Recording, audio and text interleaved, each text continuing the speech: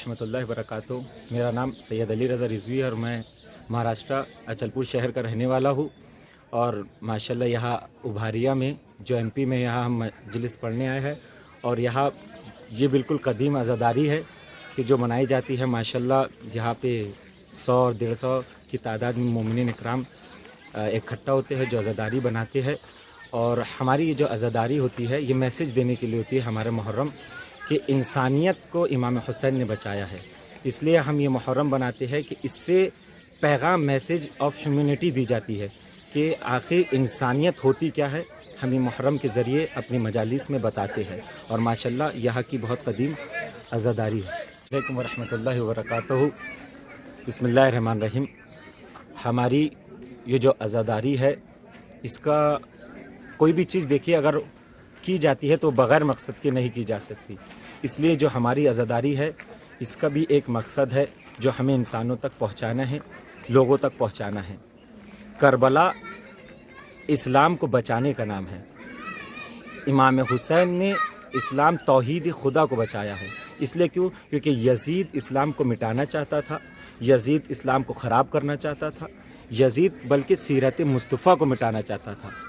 लेकिन इमाम हुसैन से उनने बेअत मांगी कि वो मेरे बेअत करे, लेकिन इमाम हुसैन ने उसकी बेअत कबूल ना की। क्यों? इसलिए कि इमाम हुसैन ने दीन पर अपनी जान, माल, इज़्ज़त और आबरू तमाम चीज़ें कुर्बान दी।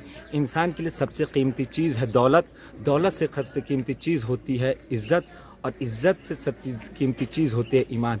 इमाम हुसैन ने करबला के मैदान में अपनी आल को भी कुर्बान कर दिया, अपनी इज़्ज़त को, हत्ता कि बीबी फातिमा तो अपने बहनों की रिदाओं को भी कुर्बान कर दिया कि इसलिए सिर्फ दीन बचा रहे।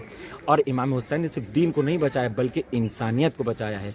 आज जो भी शख्स इंसानियत का परस्तार है समझ लो वो हुसैनियत का परस्तार है। आज जो मस्जिदों में अजानें हो रही है वो इमाम हुसैन की वजह से। अस्सलाम वालेकुम, मैं असद रिज़वी बैतूल से यहाँ ग्राम उभारिया में आया हूँ। ग्राम उभारिया, पोस्ट मुल्ताई, ज़िला बैतूल। ये हमारा पैतृक गांव है उभारिया। यहाँ पर लगभग 150 पौने 200 साल पुराना हमारा कदीमी इमाम बाड़ा है, बहुत पुराना इमाम बाड़ा है। यहाँ पर मौला अली की अज़ादारी का कार्यक्रम होता है।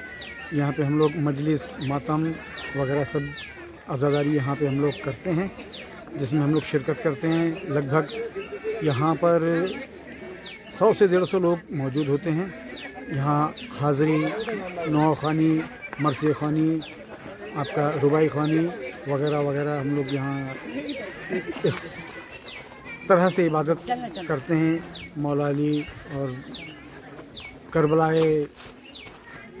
करबला की शान में, शहीदों की शान में हम लोग यहाँ पर ये सब मजलिस मातम वगैरह करते हैं। 8 तारीख़ को मेहंदी निकलती है और 7 तारीख़ को मेहंदी रात में सही होती है। 8 तारीख़ को हम लोग तवाफ़ करते हैं, मेहंदी का पूरे उभारिया ग्राम में घुमाते हैं। और जैसा कि आप सभी को मालूम है कि इमाम हुसैन साहब की शहादत, जो कि इस्लाम कौम के ऊपर और इस इस्लाम के ऊपर जो करबला में शहीद हुए, शहादत दी है, ये ता क़यामत तक अज़ादारी ऐसी चलती रहेगी। तो असद साहब, मैं आपसे पूछना चाहता हूँ कि आप हमारी आम जनता को क्या मैसेज देना चाहते हैं मुहर्रम और इमाम हुसैन के ऊपर से? देखिए हज़रत, ये जो गम का त्यौहार हम लोग मनाते हैं, इमाम हुसैन साहब का मुहर्रम का त्यौहार, ये एक जंग थी। नमस्कार दोस्तों, आज हम आए हैं हिंदुस्तान के मध्य प्रदेश के बैतूल ज़िले के तहसील मुल्ताई के क्षेत्र उभारिया में। माना जाता है यहाँ पर जो इमाम बारगाह है वो 150 साल पुराना है और यहाँ पर जितने भी अलम हैं वो भी काफ़ी पुराने माने जाते हैं। इमाम हुसैन की अजीम कुर्बानी को हम याद करते हुए इस इमाम बारगाह में मजलिस बर्पा करते हैं और इमाम हुसैन को याद करते हैं इस इमाम बारगाह में। बहुत शुक्रिया। यहाँ पर हम लोग जो उभारिया हमारा पुश्तैनी गांव है, हमारे फोर फादर्स यहाँ पर आके बसे थे और उन्होंने यहाँ पर एक इमाम बाड़ा बनाया था। लगभग 150 साल में समय हो गया, 150 साल पुराना इमाम बाड़ा है। और जैसे कि आप देख रहे होंगे काफ़ी पुराने स्टाइल का, पुराने ज़माने का बना हुआ है। तो हम लोग बैतूल, जो कि यहाँ से 35 किलोमीटर दूर है, और 35 किलोमीटर दूर होने के बावजूद भी हम लोग यहाँ हर बार 9 तारीख मुहर्रम को आते हैं। लगभग 70-80 लोग, जो हमारे बैतूल में पूरा मजमा होता है, वो बैतूल का मजमा और यहाँ का जो मजमा है वो इकट्ठा होता है। हम लोग जो है वो अज़ादारी हुसैन करते हैं, इमाम हुसैन का गम मनाते हैं, और जो है वो हम लोग दुआएं मांगते हैं सभी लोगों के लिए कि जो भी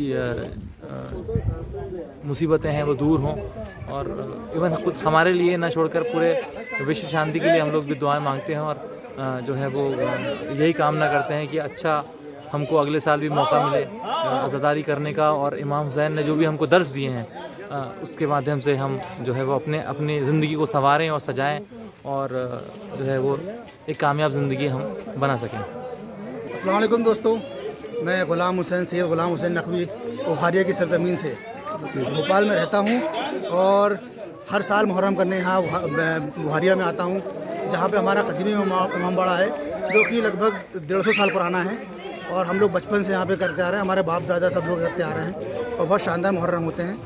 और हर साल 9 तारीख को, जैसे आज 9 तारीख है, आज 9 तारीख के दिन बैतूल के हमारे सभी रिश्तेदार लोग, सारे लोग यहाँ आते हैं। बहुत अच्छा माहौल बना हुआ है, बहुत अच्छा इमाम बाड़ा है, और मजलिसें होती हैं, और बहुत अच्छे तरीके से सारी चीज़ें होती हैं, और सभी दोस्तों का सबको बहुत अच्छा खुलूसी माहौल है, बहुत अच्छा माहौल है। और हम लोग हर साल आते हैं, सारी फैमिली के साथ आते हैं, और यहाँ पे हमारे पूरे 13 दिन का हम लोग मुहर्रम करते हैं, और बहुत अच्छे से करते हैं। हम बैतूल से आए हुए हैं, और वहाँ पे भी एक इमाम बाड़ा है, और वो करीब 150 साल पुराना इमाम बाड़ा है वो। और हम लोग यहाँ पे ज़ियारत करने आते हैं, और ये भी यहाँ पे भी एक इमाम बाड़ा है जो भी ये भी 150 साल पुराना है, और यहाँ के बहुत अच्छे अलम, जहाँ जैसे यहाँ पर हैं वैसे वहाँ पर भी हैं, और लोगों की बहुत मन्नतें पूरी होती हैं, और लोग आते हैं यहाँ पे, और बहुत अच्छा असर रहता है। और हर साल इमाम हुसैन की याद दोनों जगह मनाई जाती है। इमाम हुसैन करबला में शहीद हो गए, और उन्होंने अपना पूरा कुलबा 72 लोग उनके साथ में शहीद हो गए। और इस इमाम बाड़े में पावर भी है, जो लोगों की मुरादें पूरी होती हैं, और यहाँ पे हर प्रकार का ताज़िए अलम उठाए जाते हैं, और वो उनके फिर 10 तारीख के बाद ये सब ख़त्म हो जाता है। तो मैं आपसे पूछना चाहूँगा, कितने सालों से आप यहाँ पर आ रहे हैं, और यहाँ क्या क्या होता है, कुछ बताइए। यहाँ पे मजलिसें तो चलते ही रहती हैं, दिन भर, रात को भी बहुत मजलिसें चलते रहती हैं, और हम यहाँ पे आए हैं ज़ियारत करने के लिए, और यहाँ पे मजलिसें 2-1 मजलिसें होती हैं, और उसके बाद फिर हम लोग वापस चले जाते हैं। अस्सलाम वालेकुम जी, शादाब समीर भाई। चिंटू भाई, मैं आपसे पूछना चाहूँगा कि आप कहाँ से आ रहे हैं और यहाँ क्यों आते हैं, आप थोड़ा सा बताइए। तो मेरा नाम साजिद रिजवी, बैतूल से हूँ, और बैतूल से आ रहे हैं उभारिया इमाम बाड़े में ज़ियारत के लिए। यहाँ हमारे दादा परदादा से चला आ रहा है, उसी रस्म को हम आगे करते हुए। ये इमाम बाड़ा पहले तो बैतूल में बताएं कि बैतूल का इमाम बाड़ा 1959 करीब में बैतूल में आया था। 2 भाई थे, फिर एक भाई की पोस्टिंग यहाँ उभारिया में हो गई 1909 में, 1859 में बैतूल का आए थे, लेकिन 1909 में उभारिया पोस्टिंग हुई, तो उभारिया में उनने 1909 में इमाम बाड़ा बना, जिसमें आधे अलम यहाँ आ गए और आधे बैतूल में। तो ये एक रिश्तेदारी है जो जुड़ी है बहुत काफ़ी समय से पुरानी, और यहाँ और वहाँ एक ही खून है, और दोनों जगह इबादत की जाती है। मैं ये बोलना चाहूँगा, कितने लोग आपके इकट्ठा हो जाते हैं मुहर्रम के समय पर यहाँ पर? मुहर्रम में सारे लोग आ जाते हैं भाई, कम से कम 150-200 लोग हो जाते हैं। और यहाँ पे मस्जिदों के अलावा और क्या होता है मुहर्रम में? मस्जिद के अलावा मौलाना आते हैं, तकरीर करते हैं, बताते हैं जुल्म इमाम हुसैन पे जो जुल्म हुआ है ना, तो सब चीज़ें बताते हैं, और ये संदेश दिया जाता है कि कैसे शांति से जियो और शांति से जीने दो, और अपना देश प्रेम करो। अपना देश के अलावा कुछ नहीं है, आप देश के वफ़ादार बनो, इस्लाम के वफ़ादार बनो। अगर आप देश के वफ़ादार हो तो इस्लाम के वफ़ादार हो, और आपने देश से गद्दारी करी तो इस्लाम से गद्दारी। तो यही सब चीज़ें बताई जाती हैं। अस्सलाम वालेकुम। यह सभी हम लोगों के लिए जानने वाली बात है कि मुहर्रम क्यों मनाया जाता है। बहुत सारे मुसलमानों की ये ज़िम्मेदारी है, बहुत सारे मुसलमान इस बात से अनजान हैं कि मुहर्रम, इमाम हुसैन, इमाम अली और पूरे 12 इमाम मेहदी अलैहिस्सलाम, इन सब के बारे में जब तक मुसलमान नहीं जानेंगे तब तक वो दीन का असली मकसद नहीं समझ सकते। इसलिए हम सभी मुसलमानों की ये ज़िम्मेदारी है कि हम इन सब के बारे में जानें, हम पढ़ें इमाम हुसैन कौन थे, इमाम हुसैन ने क्या किया, मुहर्रम का मतलब मातम बनाना क्यों है, हम मुहर्रम में मातम क्यों मनाते हैं, क्यों मुहर्रम में ढोल बाजे और ये सब चीज़ें नहीं करनी चाहिए। इतनी बड़ी मुसीबत गुजरी है इमाम हुसैन के कुनबे पर। अगर हम अपने आप को उनके कुनबे से जुड़ा हुआ मानते हैं तो हमें ये बहुत ज़रूरी है कि हम उनके गम में आंसू बहाएं। तो आप सभी लोगों से मेरी यही गुजारिश है कि आप इन सब के बारे में अपनी मालूमात हासिल करें, अपने बच्चों को बताएं कि इमाम हुसैन कौन थे, उनके परिवार पे क्या गुजरी है, इमाम अली के बारे में जानें, क्योंकि जब तक हम इन लोगों के बारे में, इमाम हुसैन, इमाम अली के बारे में नहीं जानेंगे, हम मुसलमान हो ही नहीं सकते। शुक्रिया। मेरा नाम सैयद तकीउल हसन है, मैं उभारिया का रहने वाला हूँ।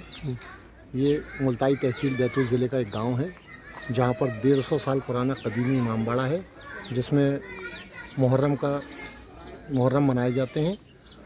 और जो यहाँ के रहने वाले बाशिंदे हैं वो सब मुहर्रम के दौरान गांव वापस आ जाते हैं और हम लोग यहाँ पर मुहर्रम मनाते हैं। इमाम हुसैन का पैगाम जो आज के दौर में दुनिया के लिए बहुत ज़्यादा ज़रूरी है, अमन का पैगाम, उस अमन के पैगाम को लेकर मुहर्रम मनाए जाते हैं। और इमाम हुसैन वो वाहिद शख्सियत हैं जिन्होंने आज से 1400 साल पहले आतंकवाद के ख़िलाफ़ पहली जंग शुरू की थी। उसी तारतम्य में हम लोग ये मुहर्रम के त्यौहार मनाते हैं। और मैं ये पूछना चाहता हूँ आपसे कि कितने लोग यहाँ पर इकट्ठा होते हैं और कहाँ से लोग आते हैं और किस टाइप के आपके प्रोग्राम यहाँ पर होते हैं? मजलिसें होती हैं, बाहर से मौलाना बुलाए जाते हैं, और जो लोग उभारिया के रहने वाले बाहर नौकरियों में चले गए हैं वो सब मुहर्रम करने के लिए वापस गांव आ जाते हैं। ये 10 दिनों के लिए सब लोग अपने वतन वापस आ जाते हैं और सब मिलकर मुहर्रम